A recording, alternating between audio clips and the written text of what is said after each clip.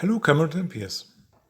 I thought it would be time to revisit the question of troop quality in miniature wargaming, or more precise, in mass combat systems. In the first video on this topic, we talked about evaluating the quality of different historical units. This time, we'll look at different types of rules elements to represent better or lower troop quality. As example for the first group of games, I have chosen Absolute Emperor. It gives better quality units a higher chance of success. Conscripts succeed on a 5+, seasoned units on 4+, and elite on a roll of 3+ with 1d6, or a 17% better chance of success for each step. On the other hand, every unit, no matter what quality, will be degraded if they receive 5 hits and disperse reaching 8 hits. This means that the higher quality does not make the unit any tougher. This is a skill-based approach for higher quality troops. The second example puts us on the other side of the quality interpretation. Age of Eagles. Here 2 units firing at each other have the same chance to hit. I ignore the number of ranks of a unit to make it a bit easier. The better quality is reflected more in the resilience of the unit. Higher quality units can take more punishment before fleeing the field than their counterparts. Incidentally, things are a little different in close combat. Here the better quality again plays a role in success. Other examples for this type of rules are Bataille Impair or Battlegroup for the Second World War. These are rules that have a moral-based approach.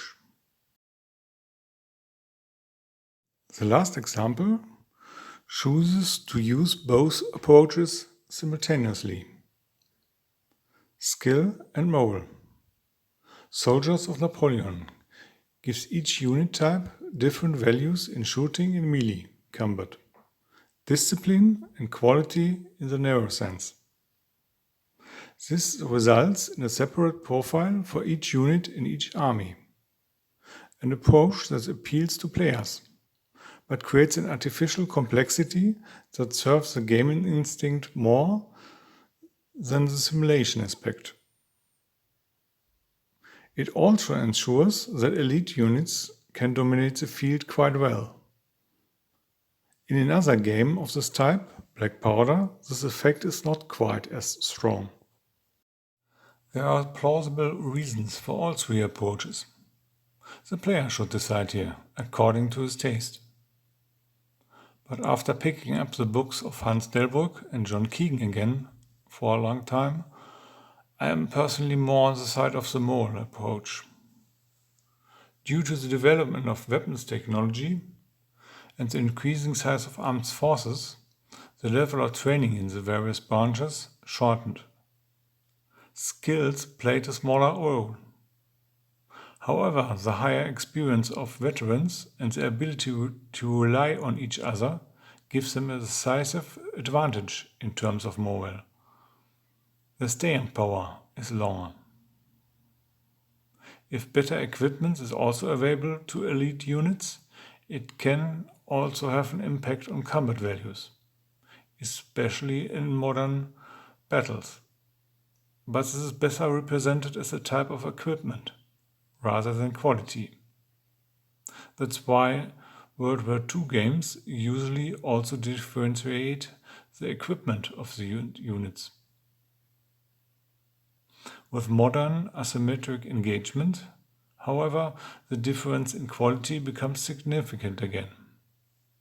The same with parts of the colonial wars. One could formulate the following thesis. With higher manpower and higher technical standards, the importance of skill decreases in favor of morale.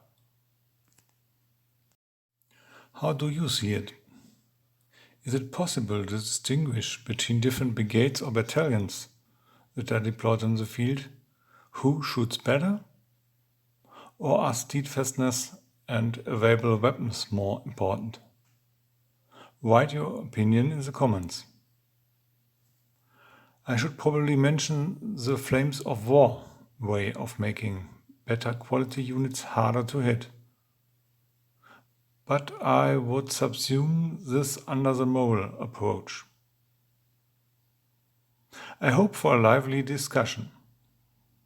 Till then.